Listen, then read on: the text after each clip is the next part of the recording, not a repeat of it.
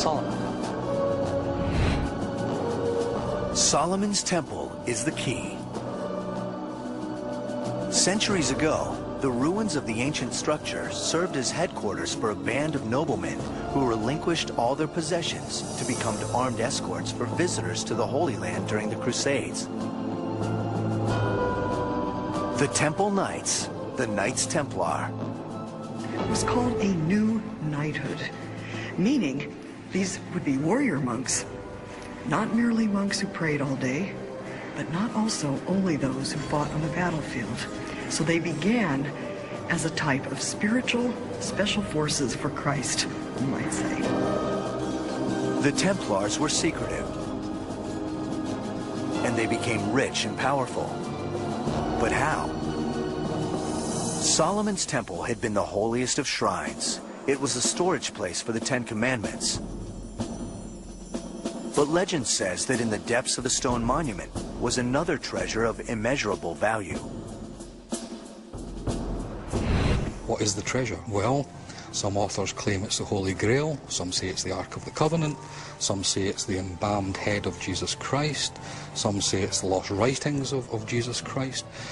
And of course the other one that is the hottest is that it's in fact none of these physical things, but it in fact is the secret of the bloodline of Jesus Christ.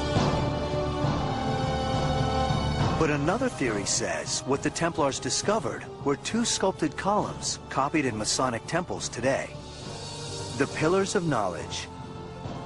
What was this secret knowledge that so empowered the Templars? There's no end to the speculation. And the Knights Templars were gaining this information under the Temple of Solomon in Jerusalem, which had been collected and gathered there from the ancient mystery schools of Egypt and Greece. And these were the ancient secrets that had been passed down since the beginning of time.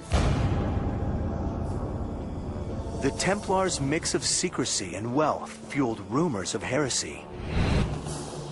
Stomping on the cross, homosexual rites, even worshiping the head of John the Baptist or the image of Baphomet, the pagan idol. The Templars were accused of blasphemy by royals like King Philip of France, who grew jealous of the Knights' wealth and influence. The King of France decided that he was going to acquire their wealth. And so on the 13th of October, 1307, the French authorities arrested all the Knights Templar that they could find in France. Historians say the Templars were destroyed. But according to some, the Knights did not disappear. Rather, they went into hiding in the ornate shrines they built across Europe and wielded their power in secret. In one account, the Templars are said to have joined forces with knights from Malta, warriors who turned to piracy under a symbol we all know today, the skull and crossbones. It's a depiction of the Templars' burial custom of severing a dead man's legs and arranging them as a cross. This emblem provides an iconic link between the medieval Templars and today's power elite. Most infamous among them is Yale University's Skull and Bones Club. Since 1832, this ultra-private fraternity for the sons of America's most powerful families has included Presidents Taft, Roosevelt, the senior George Bush, George W. Bush, and Senator John Kerry. Like the Templars, the Skull and Bonesmen keep their rituals and their agenda secret, but they proudly fly the pirate banner, a symbolic connection with the Templars, and so it's claimed, with the mystical origins of Freemasonry. Freemasonry is the latest incarnation of what is known as the underground stream. This is a hidden stream of knowledge that has been passed down since the dawn of human history. Conspiracy theorists say there's an unbroken chain stemming from the builders of the pyramids to Hiram Abiff, to the Templar Knights, to the Masons of the 18th century, and today. If it's true, this knowledge must be more than trade secrets of stonemasons. It was found, after all, in Solomon's temple, God's own house. Does this mean the Freemasons are a religion unto themselves? Their religious trappings have inspired opponents, from those who accuse them of heresy to those who claim they are in league with Satan himself.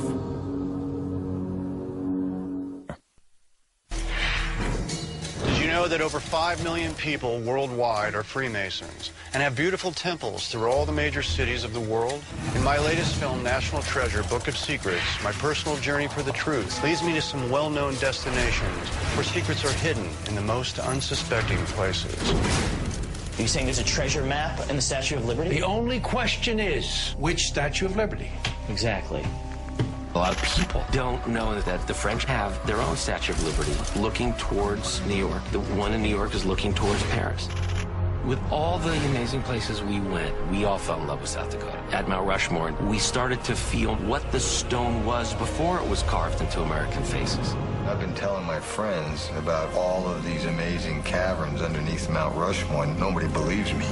Now, back to the secret history of the Freemasons. In this life, if you want to receive your crown, keep fighting in the name of Jesus.